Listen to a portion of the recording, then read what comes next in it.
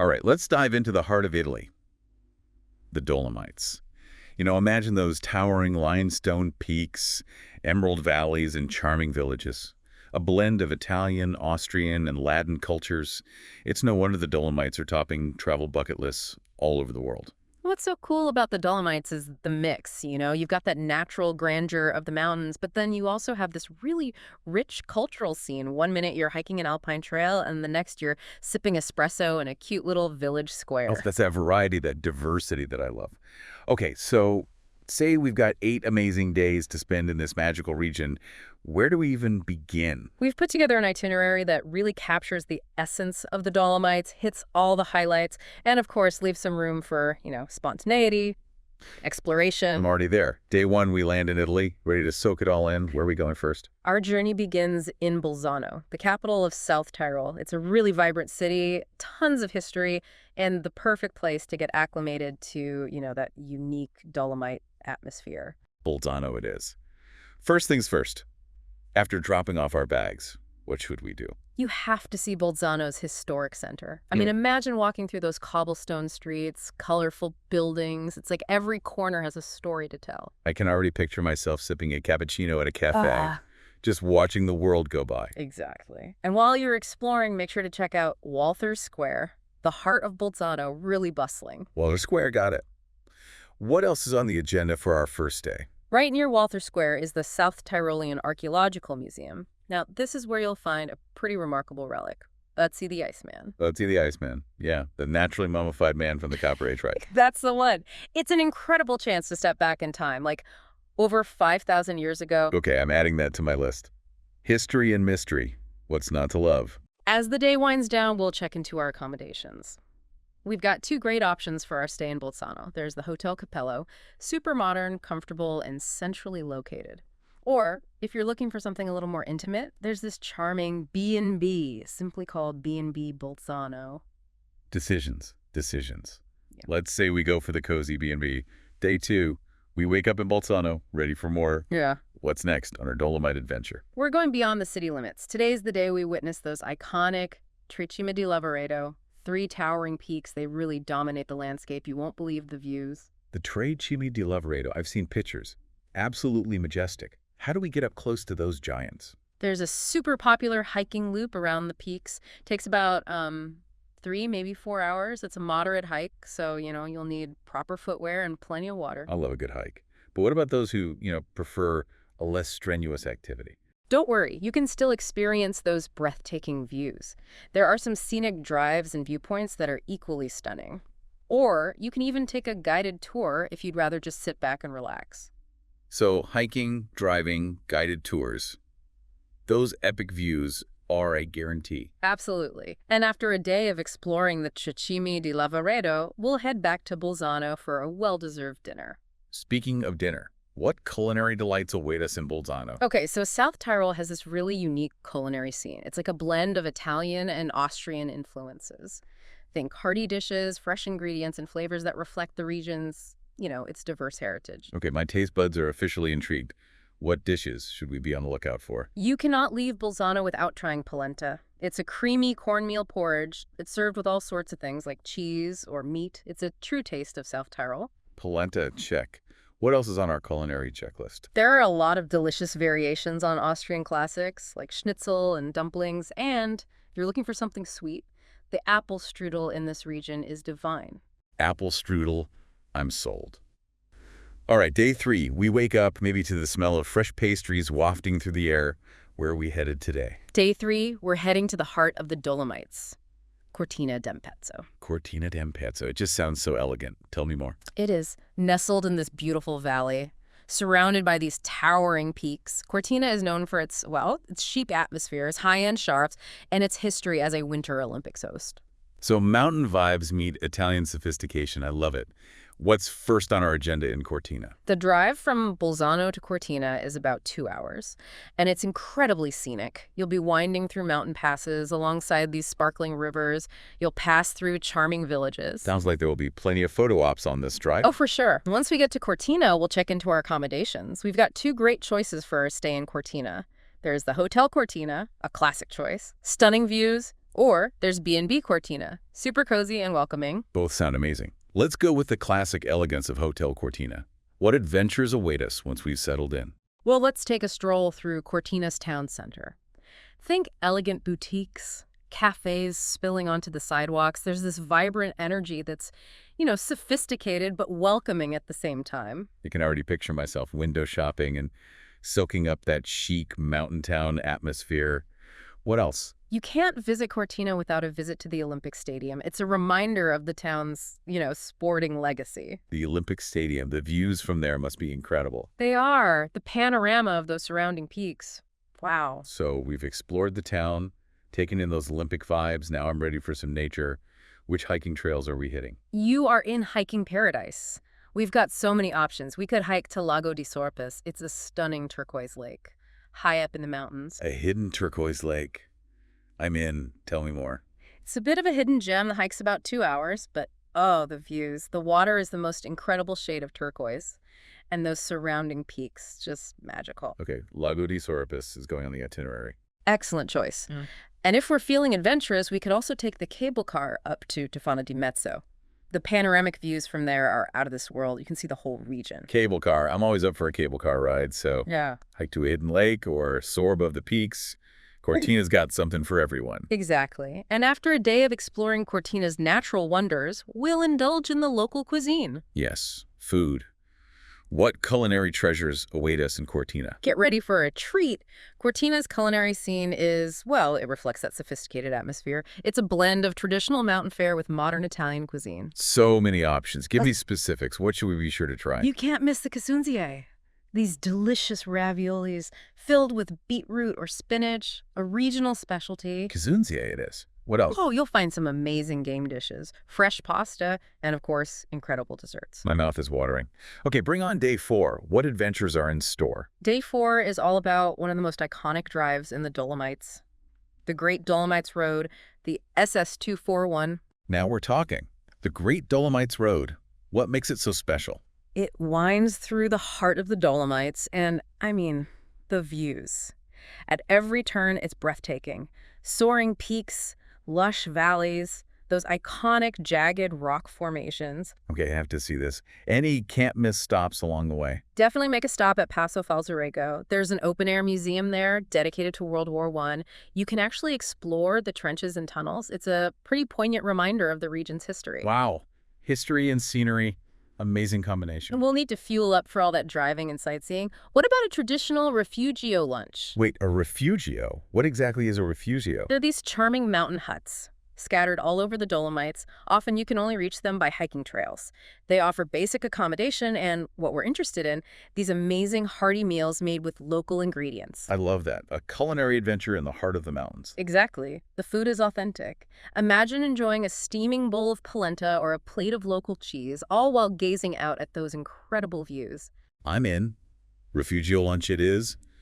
Any recommendations along the Great Dolomites Road? Oh, there are tons, but Refugio Lagazoi is a popular one. It's perched on a mountaintop with those panoramic views. And they're traditional dishes. Wow. Refugio Lagazoi. Noted.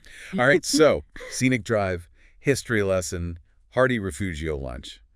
What's next on our day 4 adventure? After our scenic drive, we'll head back to Cortina. Relax and prepare for the next leg of our journey. Perfect way to end the day. Okay. Day 5, let's go. Where are we headed? Day 5, we're going to Alta Badia, another gem in the Dolomites. Incredible hiking and biking trails, charming villages. Alta Badia.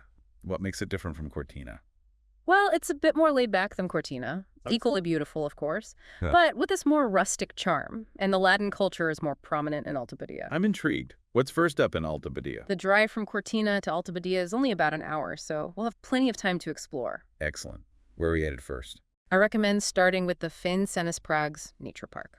It's a UNESCO World Heritage Site. Incredible hiking trails, mountain lakes, forests. A UNESCO World Heritage Site within a UNESCO World Heritage Site. Impressive. What makes this park so special? The landscape is truly remarkable. Towering peaks, emerald valleys, pristine lakes reflecting the sky. It's a haven for, hikers, nature lovers, anyone seeking tranquility. Okay, I'm convinced. Fanes Senis Prague's Nature Park it is. Any trails or spots in the park we shouldn't miss? If you're up for a challenge, the trail to Lago di Braies, it's a bit of a climb, but the views of the lake, wow. The water is an incredible shade of turquoise, and with those surrounding peaks, it's like stepping into a fairy tale. Lago de Brace. I've seen pictures. It's unreal. Those turquoise waters, the mountains reflecting in the lake. Okay, we have our challenging hike. What about something a little less strenuous? The trails around Les de Faune are really beautiful. They wind through meadows and forests, stunning views of the peaks. Got those trails marked. We're staying in Alta Badia. We have two great options. Hotel La Villa, it's luxurious, stunning views, and even a spa. Or there's B&B Corvara, cozy and welcoming in the heart of a charming village. Tough choice. Let's say we go for that rustic charm of B&B Corvara. Now, the food scene in Alta Badia. What can we expect? This region is known for its hearty, flavorful cuisine. Oh, you have to try some of the local game meat. Venison, wild boar, it's often served with polenta or potatoes. Incredibly flavorful. Now, that's my kind of meal. Yeah. All right, day 6. We wake up in Alta Badia, ready for more. What's on the agenda today? Day 6, let's immerse ourselves in those charming villages of Alta Badia. I love exploring smaller towns. Which villages are we visiting? How about Corvara and La Villa? They're both picturesque, with that traditional Tyrolean architecture, cute shops and cafes. We can stroll through the streets, soak in the atmosphere, maybe even pick up some souvenirs. I'm picturing myself sipping espresso in a charming little cafe, watching the world go by. Any other must-dos in these villages? Well, Corvara is known for its church, the parish church of Corvara. It has this really distinctive onion dome. And in La Villa, there's a fascinating museum dedicated to Latin culture, the Museum Latin Ursus Latinicus. A Latin culture museum. Tell me more. The Latin people are an ethnic group native to the Dolomites. Their own language, customs, traditions, passed down through generations.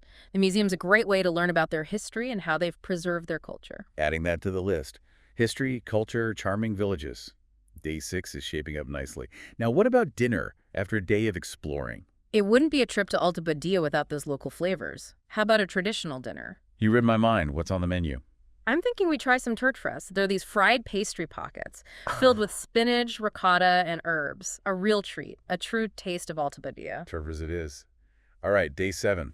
Where to next? Day 7 takes us to Val Gardena, another stunning valley. It's known for its dramatic rock formations, meadows, and world-class hiking trails. Val Gardena, another valley of wonders. What's first on our agenda? Val Gardena is made up of 3 villages: Ortisei, St. Ulrich, and St. Christina. 3 villages. Sounds like we have a lot to explore. Where should we start? Let's start in Ortisei, the largest of the 3. It has a beautiful pedestrian zone, perfect for strolling and window shopping. Ortisei it is. What should we check out there? Definitely make time to visit the Church of St. Ulrich. It has this distinctive spire. And for panoramic views, the Ortisei cable car takes you right up to the Alpi di Siusi. The Alpi di Siusi, what's that? Okay, it's Europe's largest high-altitude alpine meadow. Just imagine. Rolling green hills, wildflowers, and the Dolomite peaks as a backdrop. Wow. Europe's largest high-altitude alpine meadow. That's a title. Okay, adding it to the list. Church, cable car, alpine meadow. What's next? After exploring Ortisei, let's go to St. Ulrich, another charming village. It's known for its beautiful church, the parish church of St. Ulrich, and it's got a lively atmosphere. More stunning churches and charming villages. I'm seeing why people love the Dolomites. It's hard not to. Each village has its own character, but they're all connected by this amazing landscape and that shared cultural heritage. Speaking of cultural heritage, what makes St. Ulrich's atmosphere so lively?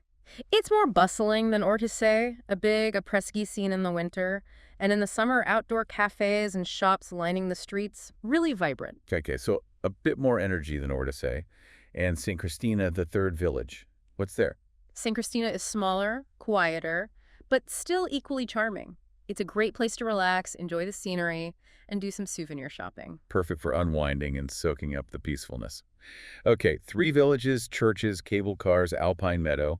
What about accommodations in Val Gardena? We have 2 excellent choices. Hotel Cecita, stunning views, luxurious amenities, or there's B&B Ortisei, cozy and charming right in the heart of Ortisei. Decisions.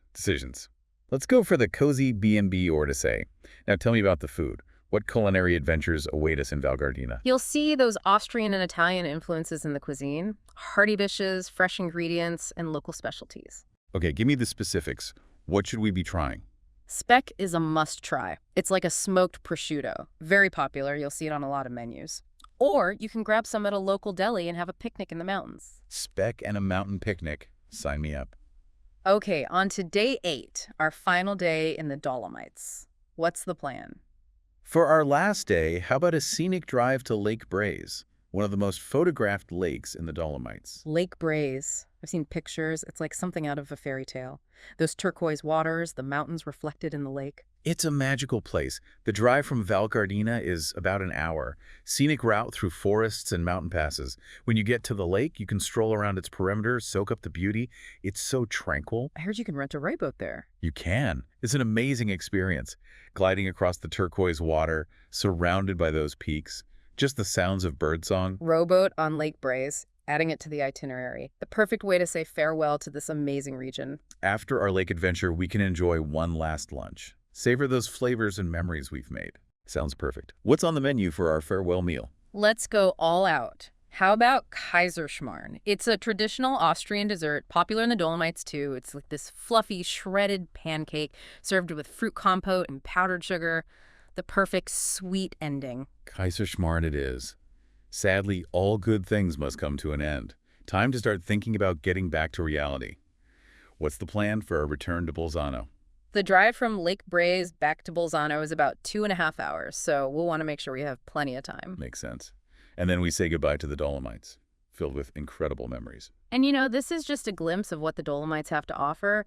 Countless other villages, trails, experiences, a region that deserves multiple visits for sure. I totally agree. Feels like we've only scratched the surface. We have, but I think we've given our listeners a good starting point for planning their own Dolomite adventure. We have. Now let's move on to part 2. We'll dig into the practicalities of planning your trip. Transportation, budgeting, packing, all that good stuff. Stay tuned. We'll be right back after a short break. Welcome back to our Dolomites deep dive. I don't know about you, but I'm still buzzing from all those amazing places we've talked about. Charming villages, those towering peaks, hidden turquoise lakes. This region has it all. It's a feast for the senses, for sure.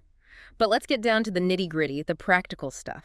How to actually plan your Dolomite adventure. Because as much as we love to dream about the scenery and the food, we need to be prepared. Exactly. So let's talk transportation. How do we navigate this mountainous region? Renting a car, is that essential? Or are there other ways to get around? That's a great question. It really depends on your travel style, how much flexibility you want. Renting a car definitely gives you freedom. You can explore at your own pace, discover those hidden gems, take those scenic drives. Okay, so renting a car is a good option for those who want to, go off the beaten path. But what about those of us who prefer to sit back and relax? Is public transportation a possibility in the Dolomites? It is. The Dolomites have a pretty good public transportation system. There are trains connecting the major towns and cities. And buses. Buses reach even those smaller villages tucked away in the valleys. So you can get around without a car. It just takes a bit more planning. Exactly. You might have to, adjust your itinerary a little bit to fit those bus and train schedules, but it's definitely doable and can be more sustainable and relaxing. So we have options. Renting a car for that freedom, or embracing the slower pace of public transport. Okay, now, on to everyone's favorite topic. Budgeting. How much should someone expect to spend on a trip to the Dolomites? Budget-friendly or a luxury getaway? That's the million-dollar question, right? And the good news is the Dolomites can be both. It really caters to all types of travelers. I like that. Flexibility. But let's break it down. What are the main expenses we should be thinking about? The big 3. Accommodations, food, and activities. Okay, let's start with accommodations. We talked about those amazing hotels and B&Bs, but I imagine there's a wide range to fit different budgets. For sure. You'll find everything from, luxurious 5-star hotels, with spas and incredible views, to charming guest houses and family-run B&Bs, more intimate. And if you're on a really tight budget, there are hostels and mountain huts. Basic, but affordable. So, choices for everyone. Any tips for saving money on accommodations? Definitely travel during the shoulder seasons. Spring or fall, you'll avoid the crowds, and the prices tend to be lower. Shoulder seasons, got it. Now, food. We talked about some of the delicious dishes we can't wait to try. But what about the overall cost of food in the Dolomites? It can be surprisingly affordable, especially if you, eat like a local. I like that. You like a local. What are some tips for doing that? Well, a lot of hotels and B&Bs offer a pretty big breakfast spread that sets you up for the day. Okay, breakfast is covered. What about lunch? For lunch, grab some sandwiches or pastries from a local bakery or deli. Delicious, affordable, perfect for a picnic with a view. Picnic with a view. I love it. What about dinner? You can splurge a little and enjoy a meal at a traditional restaurant. Even then, you can find some affordable options. Look for the Menu del Giorno. It's a fixed-price menu with a few courses. Menu del giorno. I'll remember that. And those refugios we talked about, are they budget-friendly? They can be a little more expensive than eating in town. They're often in remote locations, but the experience, it's worth it. Maybe not every meal at a refugio, but definitely a splurge-worthy experience. Okay, activities. We talked about hiking, cable cars, museums. How much should we budget for all that? Good news. So much of what the Dolomites has to offer is free. Hiking trails, exploring the villages, doesn't cost a thing. Free is always good. What about the cable car rides? Cable cars can range, I'd say, from 15 to 30 euros per person, depending on the length and the destination. Yeah. So factor that in if you want those breathtaking views. Noted. And museums. Most museum entry fees are between 5 and 10 euros. Pretty affordable. Okay, so it sounds like you can have an amazing experience in the Dolomites without spending a ton of money. Definitely. It's a region that offers incredible value. World-class hiking, stunning scenery, charming villages, delicious food. You don't have to break the bank. Budgeting, check. Transportation, finances. Now let's talk about the fun part, packing. What are the must-haves for a trip to the Dolomites? Packing for the Dolomites can be a little tricky. Mountain weather is unpredictable, even in the summer, so layers are key. Okay, layers. What kind of clothes should we pack? Start with a base layer, moisture-wicking shirts and pants, keeps you dry, comfortable. Then a warm fleece or a sweater for insulation, because it can get chilly, especially at those higher altitudes. Okay, base layer, warm layer. What else? You need a waterproof and windproof jacket. Even in summer, mountain weather can change in a flash. I've been caught in those sudden storms before. Waterproof jacket, check. What about footwear? Hiking boots, right? Absolutely. Sturdy hiking boots are a must for serious hiking. Good ankle support, waterproof membrane, keeps those feet dry. Noted. Comfortable and sturdy boots are going on the list. What about when we're exploring the villages? Do we need dressy shoes? No need to get fancy. But even in the towns, you want comfortable walking shoes. You'll be doing a lot of exploring on foot. Makes sense. Comfortable walking shoes, check. What about those things you might not think to pack for a mountain adventure? Don't forget a hat, sunglasses, and sunscreen, even if it's cloudy. The sun is strong at higher altitudes.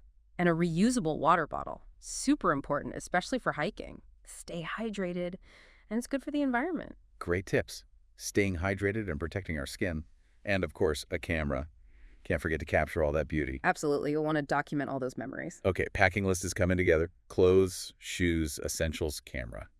Now let's talk about something a little more intangible. Etiquette.